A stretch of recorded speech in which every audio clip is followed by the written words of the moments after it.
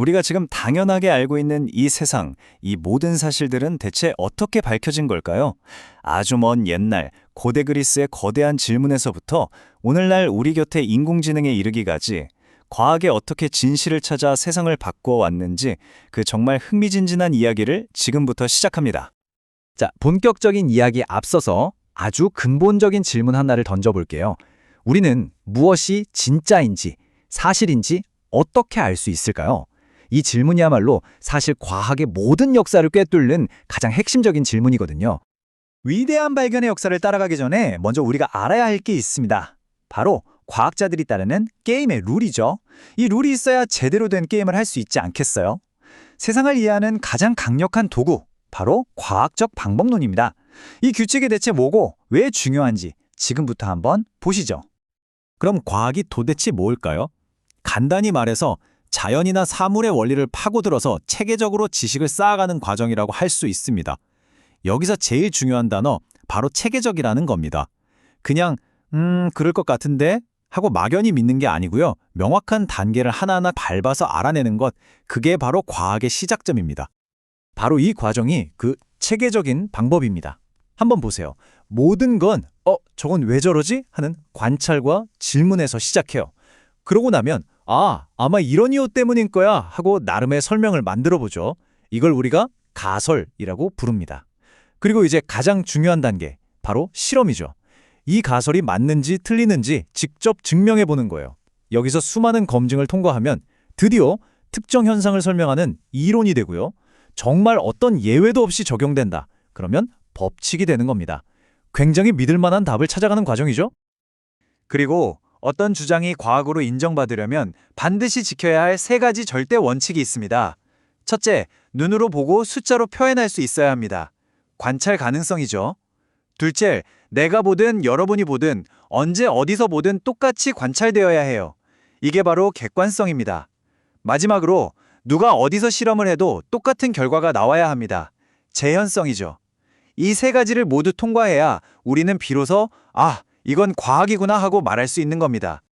자, 규칙을 알았으니 이제 진짜 시간 여행을 떠나볼 시간입니다. 아주 먼 옛날로 거슬러 올라가서 최초의 과학자들이라고 할 수 있는 사람들이죠. 고대 그리스 철학자들을 만나보겠습니다. 이분들이 세상을 보면서 어떤 거대한 질문들을 던졌는지 한번 들어보시죠. 과학적인 생각의 문을 활짝 연 인물, 바로 탈레스입니다. 그가 던진 질문은 정말 스케일이 커요. 이 세상 모든 것은 도대체 무엇으로 만들어졌을까? 근데 여기서 진짜 혁명적인 건요, 그 답을 신이나 전설에서 찾지 않고 자연 그 자체에서 찾으려 했다는 점입니다. 그의 대답은 물이었어요. 생각해보면 그럴듯해요. 모든 생명에 물이 필요하고 또 물은 얼음, 액체, 수증기로 자유롭게 변하니까요. 모든 것의 시작이라고 볼만했죠. 자, 여기서부터 정말 재밌어집니다. 아이디어가 어떻게 발전하는지 보세요. 아낙시메네스라는 사람이 나타나서 다른 주장을 합니다. 만물의 본질은 공기라는 거죠. 그런데 여기서 끝이 아니에요. 그는 공기가 옅어지거나 빽빽해지는 물리적인 과정을 통해 다른 물질로 변한다고, 즉 변화의 과정까지 설명하려고 했어요. 그냥 이거야가 아니라 이렇게 변하는 거야 라고 한 단계 더 나아간 거죠. 그리고 이 모든 아이디어를 하나로 모아서 끝판왕적인 시스템을 만든 사람이 나타납니다. 바로 아리스토텔레스죠. 그는 물, 불, 흙, 공기라는 4원소에다가 뜨거움, 차가움 같은 4가지 성질을 조합했어요. 이걸로 세상 모든 물질과 변화를 설명하는 당시로서는 정말 완벽해 보이는 시스템을 만든 겁니다. 이게 너무 직관적이고 논리적이었기 때문에 이후 무려 2000년 동안 서양 세계의 생각을 지배하는 절대적인 진리가 되어버립니다. 아리스토텔레스의 영향력은 우주 전체로 뻗어나갑니다. 바로 지구가 우주의 중심이라는 지구중심설, 즉 천동설이죠. 한번 생각해 보세요. 무거운 지구는 당연히 가만히 중심에 있고 가벼워 보이는 해와 달, 별들이 우리 주위를 도는 것처럼 보이잖아요? 우리의 일상 경험하고도 너무나 잘 맞아떨어졌어요. 그래서 이건 단순한 이론이 아니라 거의 2000년 동안 누구도 의심하지 않는 상식이자 진리가 됐습니다. 자, 이제 이야기의 분위기가 확 바뀝니다. 무려 2000년 동안이나 굳건했던 이 생각의 성벽에 균열을 내는 사람들이 등장하기 시작하거든요. 바로 생각의 대혁명, 과학혁명의 시대로 들어가 보겠습니다. 이 슬라이드가 그 충돌을 정말 잘 보여주죠. 왼쪽은 옛날 방식, 즉 권위와 철학에 기반한 아리스토텔레스의 세계입니다. 오른쪽은 새로운 방식, 직접 눈으로 본 증거에 기반한 갈릴레오의 세계고요. 지구가 중심이냐, 태양이 중심이냐, 머리로 생각한 논리냐, 망원경으로 본 사실이냐, 무거운 게 더 빨리 떨어지냐, 아니면 모든 물체는 똑같이 떨어지냐. 이건 그냥 의견 차이가 아니라 세상을 보는 두 개의 눈이 정면으로 부딪힌 겁니다. 이 엄청난 혁명이 어느 날 갑자기 짠! 하고 일어난 건 아니었어요. 이 타임라인을 보시면 마치 도미노처럼 천재들이 서로의 발견 위에 새로운 발견을 쌓아 올린 과정이었다는 걸 알 수 있습니다. 예술과 과학을 넘나들며 관찰의 중요성을 보여준 레오나르도 다빈치부터 시작해서 망원경이라는 새로운 눈으로 지구가 돈다는 증거를 찾아낸 갈릴레오, 화학이라는 분야를 제대로 된 과학으로 만든 로버트 보일, 그리고 마침내 새로운 과학의 바이블이라 불리는 프린키피아로 이 모든 혁명을 완성한 아이잭 뉴턴까지 정말 대단한 사람들이 연이어 등장했던 시대죠. 자, 이렇게 판이 완전히 바뀌고 나니 과학은 더 이상 똑똑한 사람들 책상 위에만 머물러 있지 않게 됩니다. 이제 현실 세계로 튀어나와서 우리가 사는 세상을 말 그대로 재창조하기 시작해요. 그 힘이 얼마나 대단했는지 한번 보시죠. 1712년 이 숫자를 기억해 주세요. 토머스 뉴커먼이라는 사람이 실용적인 증기기관을 발명합니다. 이게 왜 중요하냐면요.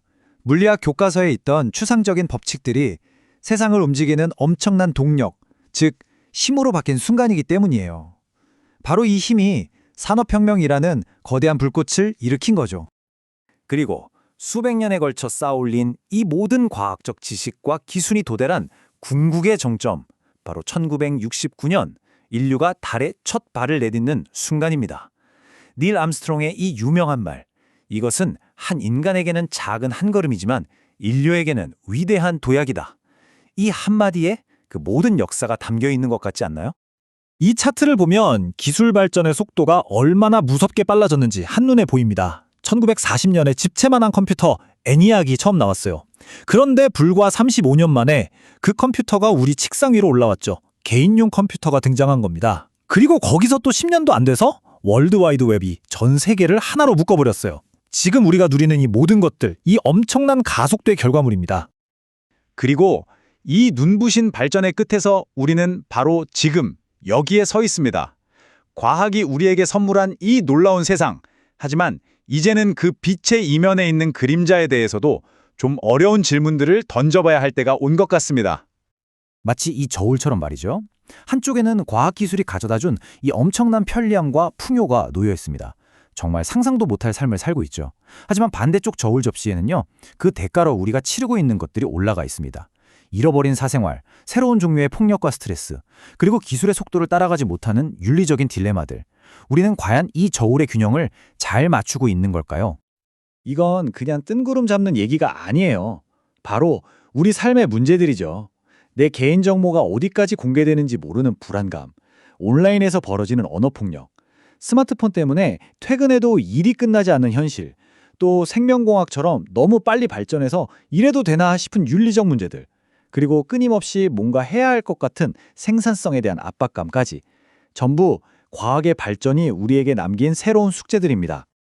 과학은 분명 우리 손에 세상을 바꿀 수 있는 막강한 힘을 쥐어주었습니다. 하지만 그 힘을 어떻게 써야 하는지에 대한 지혜도 함께 주었을까요? 어쩌면 이 질문에 대한 답을 찾는 것이야말로 이제 과학자들뿐만 아니라 지금을 살아가는 우리 모두에게 남겨진 가장 중요한 과제일지도 모르겠습니다.